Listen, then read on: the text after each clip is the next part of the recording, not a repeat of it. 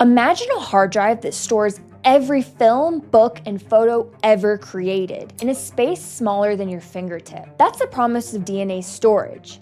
And researchers at Arizona State University just pushed it further by using DNA's physical structure, designing it into microscopic shapes that can store data and add built-in encryption-like protection. So if our storage medium is biological instead of electronic, what happens to the entire security model? Welcome back, nerds. I'm Addie. I've spent 15 years in cybersecurity. I break down cyber threats before they blindside you. In this video, we're going to dive into some of the coolest research I've ever seen. Let's get into it. Biology is becoming infrastructure. Imagine waking up one day and realizing your future hard drive might actually be biology. More specifically, actual DNA. Arizona State University researchers published a pair of studies showing two things at once. DNA can store enormous volumes of data, and DNA structures can add encryption-like protection to that data. That combo matters because it's saying both we can stash information in DNA and we can design DNA to carry and protect information on purpose. They treat DNA like an engineered material, instead of the boring strings of letters like A, G, C, and T that you learned in high school biology. They're treating it as an information platform, like something you can design into shapes that behave like hardware. That's why the venues hit different. The findings showed up in advanced functional materials and Nature Communications. So now the question isn't, can DNA store data? The question I want to know is bigger and way more cyber. If DNA becomes a storage medium, what happens to security when storage is biological instead of electronic? And the scariest part is that biology makes integrity and availability fragile. So before we even talk threat models, you need a clean mental picture of what DNA storage actually looks like. So what's the pipeline? What DNA storage actually is? DNA storage is a predictable mechanical workflow. You take data and encode it, then you synthesize DNA to write it. You store it, you amplify it when you need more material, and then you read it, usually by sequencing. And finally, you decode it back into the original message. It goes encode, synthesize, store, amplify, read, then decode. It's clean, mechanical, and almost boring, until you realize the traditional read step relies on sequencing, and sequencing moves slow and expensively. ASU's first study swerves around that bottleneck. Instead of reading the generic letters, they store information in DNA by interpreting DNA's physical shape, meaning the structure in space. And this is the gold concept. They design tiny DNA structures that act like physical letters in an alphabet. Each shape becomes a symbol. Combine symbols and you get words. Combine words and you get a message. It's like building an alphabet out of microscopic origami. Now here's how they read it. Those structures pass through a microscopic sensor, and machine learning watches the subtle electrical signals the shapes produce. The model translates signal patterns into the intended letters, then into short messages. Shape goes in, signal comes out, meaning snaps back into place. That's why ASU frames this as a bridge between synthetic biology and semiconductor technology.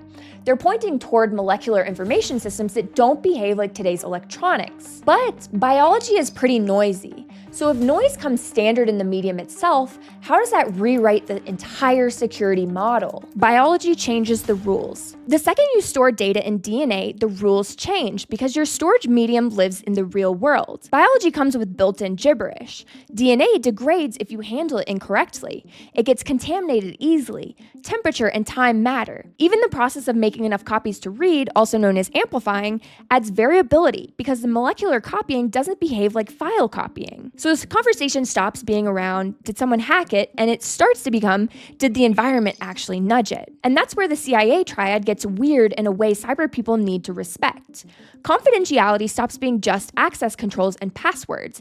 Instead, it becomes physical access. Who can touch the sample? Who can run the tools? Who has the lab capability to turn a tube of molecules into readable information? Oh, and just as a side note, I started researching this stuff after reading some Epstein files where he was working with the OG cryptographers trying to figure out how to hack this. So, moving on. Integrity turns into a fight you have to win every single time you measure. How do you prove the decoded message stays faithful when the medium naturally drifts and your readout depends on amplification and interpretation? Availability gets spicy too. Can you still read it after storage conditions shift, time passes, after it gets shipped, warmed up, cooled down, bumped around, or exposed. ASU frames DNA as ultra-dense, long-lasting, and secure for archiving massive amounts of data in tiny space with low energy. That sounds like a dream for cold storage, but the scariest part is that biology makes integrity and availability extremely fragile. In computing, corruption is failure. In biology, corruption is totally normal. So if you hear DNA encryption and your brain autofills with classic cryptography, what happens when that word means three completely different things depending on who's speaking it? What DNA encryption actually means and what ASU means. DNA encryption sounds like one idea, but it's actually a whole category of ideas in different fonts. Sometimes it meant you encrypt digitally first, the normal way, then you store the ciphertext in DNA. That's basically like a wet USB drive. Sometimes it means steganography, which is the art of hiding messages inside mixtures, like burying a needle in a molecular haystack and daring someone to find the right needle. And sometimes, and this is the one that changes the game, security comes from the physical protocol itself, like structure, measurements, reference patterns, and interpretation. The lock lives in how you observe it. ASU's second study lives in that world. They use DNA nanostructures, including DNA origami, or folded DNA that forms precise 2D and 3D shapes, and they encode information in the arrangement and pattern of those nanoscale structures. The message sits there as a molecular pattern that looks meaningless until you know exactly how to interpret it. It looks like using super resolution microscopy to visualize individual structures with extreme precision, then running thousands of those images through machine learning. The model groups patterns, recognizes the coded arrangements, and reconstructs the original message. Without the correct decoding framework, the patterns stay gibberish because interpretation collapses. So the lock isn't just math like normal encryption. Instead, it's replaced by measurement plus reference patterns plus interpretation. And if the key includes the ability to measure and interpret at that level, who actually holds power when the storage lives inside matter itself? Where this is heading. This scales in a way your brain isn't emotionally prepared for. ASU is pointing at a future where the code space explodes because the alphabet is no longer just letters and starts becoming structures. When you encode information into arrangements and patterns, you multiply the number of possible codes really quickly. Then you push that into 3D, and now every extra fold, angle, and spatial relationship adds another layer of guessing. That's why their security claim lands. Unauthorized decoding gets harder when the message lives inside a maze of molecular patterns, and the key includes the reference patterns and the way you measure them. And the wild part is that they're doing this with two different vibes that converge into the same direction. On one side, they've got this fast lane, which is electronic-style readout, which is tiny structures passing through a sensor, then electrical sensors getting interpreted by machine learning. That feels familiar to anyone who's ever cared about throughput, latency, and turning messy signals into clean outputs.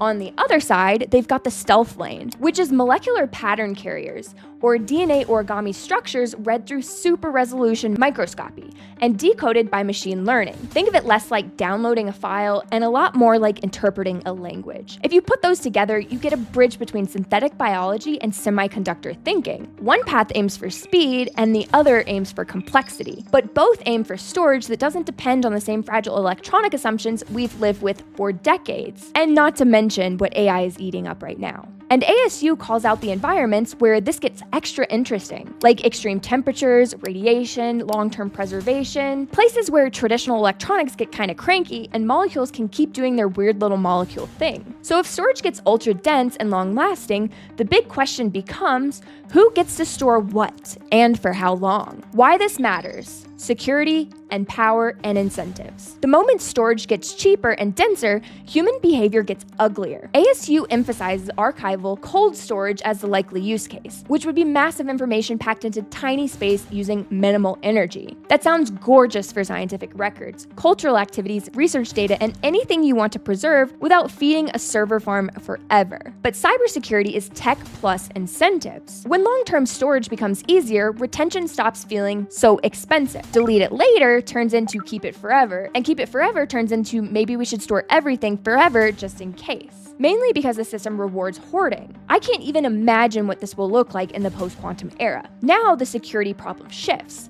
Access control matters more. Governance matters more. Audit trails, chain of custody. That becomes a first-class citizen because the storage device can fit in your hand.